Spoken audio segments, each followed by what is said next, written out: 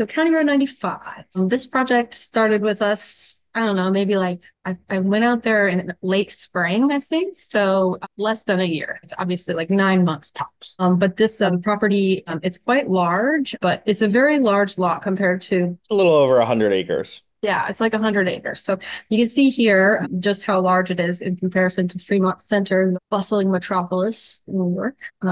The lot is really, really beautiful. It's known for having these amazing views all around, rolling hills. And this is clearly like the most significant feature of the property. It's so remote on the lot too. So when you look at this, that dot right there is actually the build area. So the driveway comes in over here, you come around, and you're at the build area. But even though there is so much land, it was an interesting study because it wasn't really about the relationship of specific elements on the land, but rather the like views beyond because they were just so abundant. So you can see the first view here. These are some other photos of the property. So they've got like some meadow area, lots of forest, some ferns, even some like mowed property. So variable landscape. As the project manager, my focus from a design perspective was really trying to create view corridors and also just really trying to get their project achievable at their price point. So these are some drone stills that we took from the property.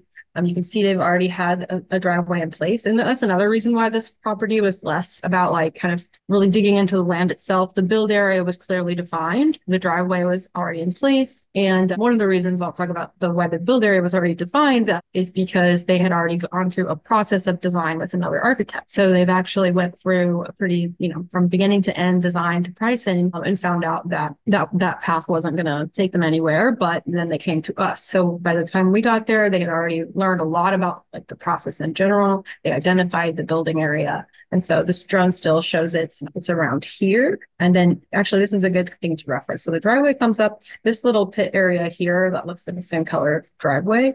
That was actually where they excavated a lot of shale for the driveway. And so that's where the septic is going to go. So this car right here is actually the build area itself. And here's like a more perspective view of that. One of our hut spokes there. So this is where the building is going to be built, and construction does start next month. So that's pretty great. But another thing, other than the view, I'll say like something that was really important was that these clients came to us with a lot of ideas, and they already had a lot of ideas, and they already knew that a lot of their ideas were very expensive. And so part of our objective was to like take from these, plug and play with them per the hut standards. We've got a lot of wood and concrete and similar kind of elements as these images. And of course, their property is majestic. So that was already in place. But the kind of puzzle for us was designing a home that really kind of created this elevated base, both physically and atmospherically, and to do it at a very certain price point and to try to do it as quickly as possible. So they weren't spending as much money on service billables. They were ready to start construction the day they met us. So they're on that path now. So the beginning, what I like to do is kind of define like, well, what is the scope here?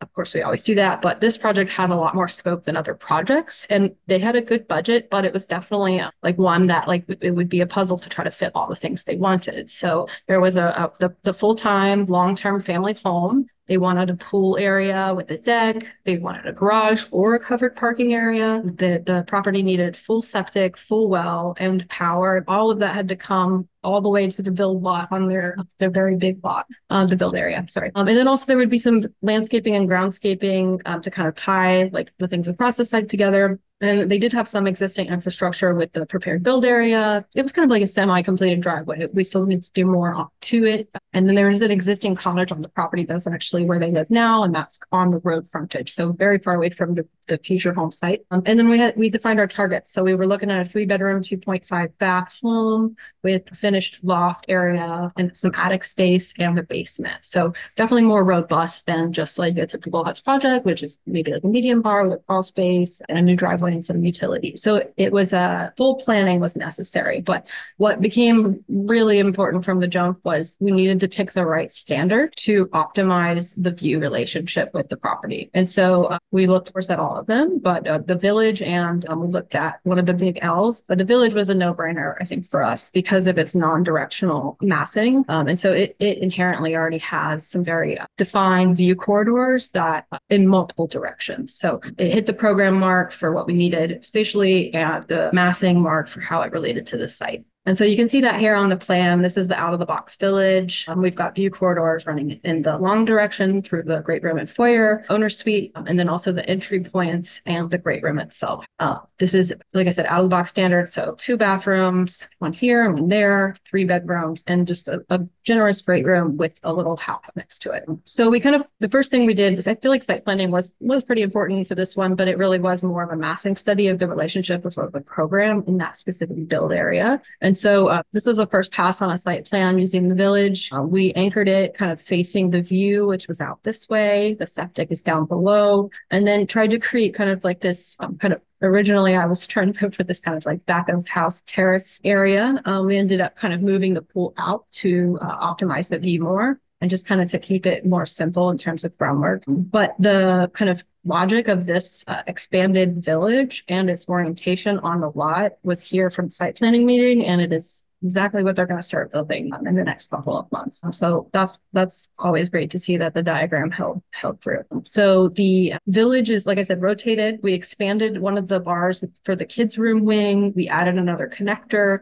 and we have the garage here. But it's really not that much altered other than just expanding and adding on, and then some minor interior layout tweaks. But the view corridors that were inherent to the village remained here, and then some more. So by adding this foyer here, connects the garage. We've created this like secondary entrance that also creates a clear relationship as soon as you get in the house with the exterior. And so you would enter the home here, and then you can also enter over here. This is a very early layout, but that kind of like logic was there from the get-go. And it was a very workable process. We modified the layout a few times to get the exact conditions exactly right in the owner's suite, exactly right in the kids' wing, and then also in the great room. The reason we really liked this layout in particular with the kids' room back here, I mean, of course, they're not as concerned about having amazing views, but in the great room and in the owner's suite, we really wanted that to be like an in-your-face experience with that beautiful vista view. And so the kids wing kind of became like the catch-all for other stuff. You know, we can have we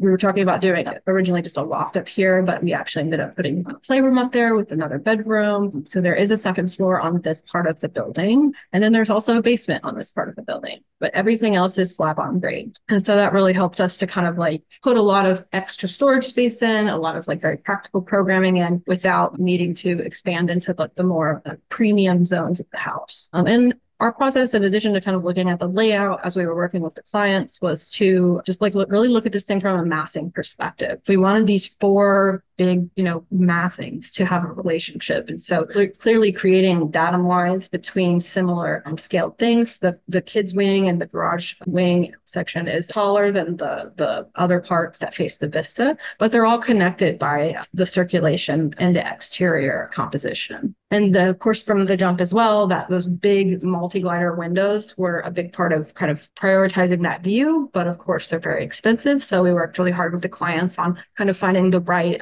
product for these. In some conditions, we're doing like a faux multi-glider with some factory ganged windows. But all in all, the space was meant to just really be very open and flow from the interior to the exterior. And I just wanted to throw this in here because as much as it's like so fun to just do like, the massings and think about like, how everything relates, we're also always layering on the cost analysis. And so really important for this project, because they had already gone through that review with another architect, they've already, designed a home that they couldn't afford. We decided very early on that we were going to bring on a contractor who was going to evaluate our working estimates while we're designing. And so that helped us confidently move into pushing for that garage to be included, pushing for the pool to be included, and trying to keep those parts inherent to it because they were important to the massing, they were important to the program, but they needed to also be important on the budget, included in the budget on budget. And so that effort was really helpful. We had the contractor onboarded early. He helped us kind of make some important decisions.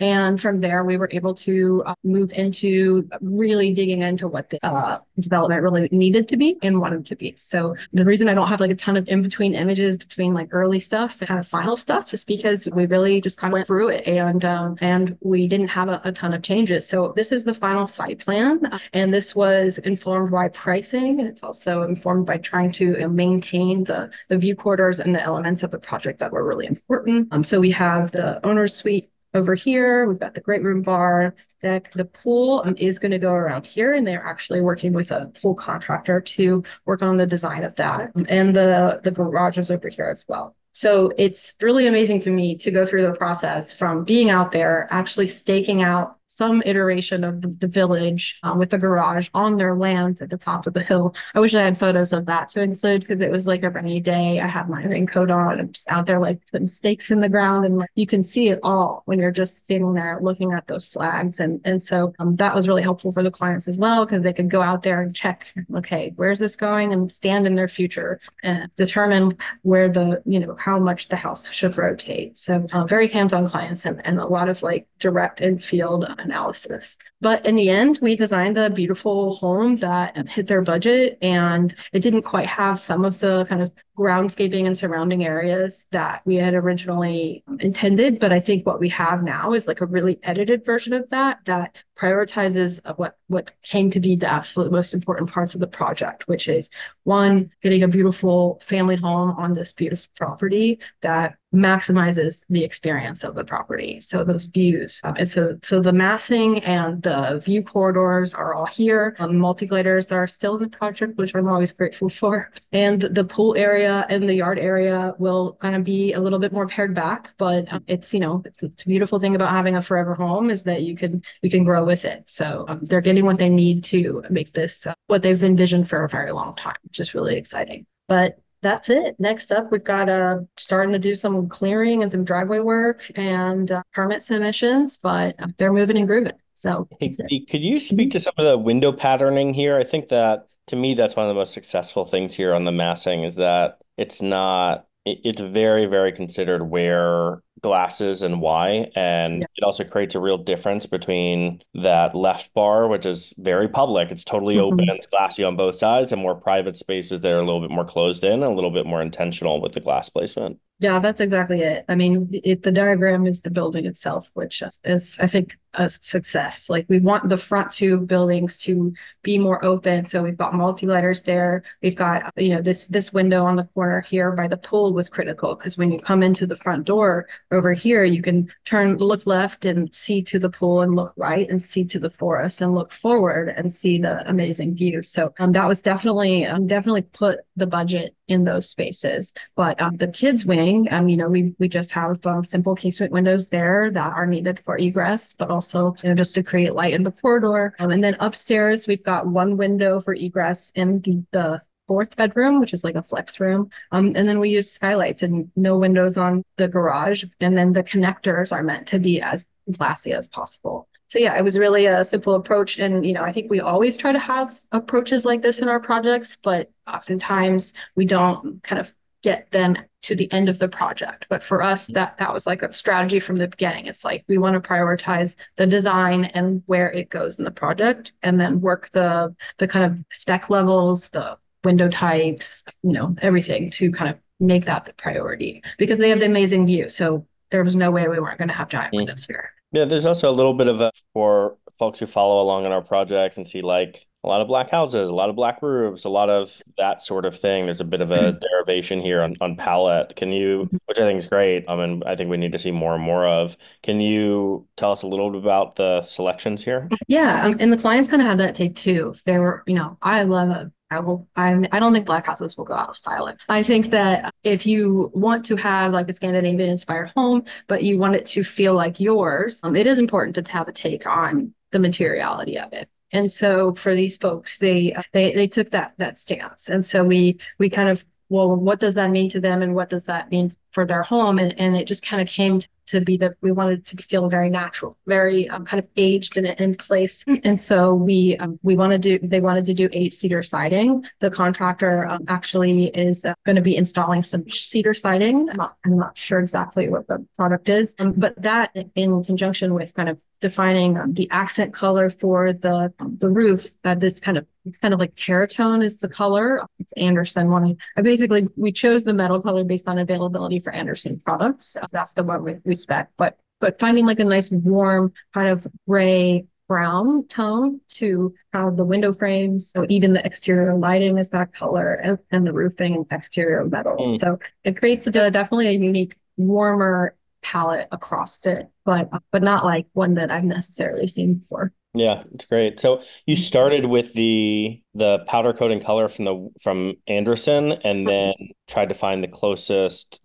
metal sails, standing seam roof. There might be have to be some color matching, and I do think that they're working on even talking to other window manufacturers to match that Terratone color, so Yeah. that we're not, just stuck with that product just because of the color. Mhm. But yeah, it was identifying the exterior metals palette that we wanted. That in conjunction with the cedar is what makes it different because our standard would be maybe like galvanized, which is a little cooler, Yeah. and with the light wood. And so this is kind of like a medium tone, I would say. A medium but warm is what this one's going for. Yeah, But it's yeah, it great. Do really the was based on interiors this. match? What's Do that? the tones of the interiors, finishes, and fixtures match this kind of warmer palette outside? I would say so. I mean, it's definitely kind of standard white nary with a lot of white oak, but the concrete floor running through a majority of the space really sets the palette, Mhm. which I think is great. So yeah, I would say it's pretty has a lot of good continuity in that way. But we kind of kept the interior, really, really simple and let the big windows do a lot of the talking. So it's, we are doing white gypsum walls. We have concrete floors. Anywhere there's millwork, it's going to be the same tone of white oak. But other than that, like we really tried to be very mindful about where we're investing. And so cutting out like, custom millwork for wardrobes, like that was something we took out. We went with site built closets. And this fireplace was in the project from day one. So we knew that was going to be 30K of the project. But yeah, and the clients were fantastic. They didn't, let things kind of go through too many iterations. They knew exactly what they wanted, and we had a clear process for them to like figure out where their choices fit into that. That was really nice. I don't think I did any interior, like usually in the past I do like interior room by room presentations, but with these clients it was like, nope, we know what we want. Let's just look at the list and go from there. So this is the only interior view I think they saw in the whole process, other than just, Enscape models here or there. But It captures the intent. It's sort of horizontal surfaces are essentially concrete, vertical surfaces, and window surrounds are white oak, and everything else is black hardware and white gypsum. And so it's sort of, yeah, like you said, it's letting the volume of the space do the talking, letting the views outside do the talking. And I think Mhm. even this rendering gets across what I think is going to be really special and like wildly cinematic in this place is that you can see when you're up at the top of that hill. I've been there in winter. I've been there on sort of a stormy spring day, and I've been there on kind of a bluebird day in the summer. So that bluebird day in the summer, you're seeing it feels like you're looking across the country. Like it feels like you're looking to like Iowa. In the spring and fall and winter, you can see in the distance storms rolling across or like lightning striking in the distance somewhere. And so that's the entertainment. That's what the place is all about is taking in as much of that as possible and being sort of amazed that a house is even up there. Yeah, I agree. It's a success to develop that lot in general with something Yeah, exactly. so robust. It's really nice. Yeah, one of the things I know too is that the driveway coming in is going to use some of the shale and continuing to use what's already there. Yep. And I know one of the things we wanted to make sure of because, this client went through there's a group of clients that we have, our category of client that has gone through a custom architectural process. They kind of, the thing that happens so often, which is a really beautiful house was designed, but nobody knew what it cost. Nobody was evaluating really what it cost. They finalized the documentation and, oh, this cost 2 times as much as we thought it was going to, which is just, a huge bummer and so much of what our process and our products and the standards are designed to solve for. But I remember in the very early parts of this project trying to hold on to decisions that they had already made. And so they Mhm. had already made some important decisions around interiors and finishes and all of that. And so it didn't feel like we were starting from nowhere going through these iterations. We were saying, great, like that's already in the project.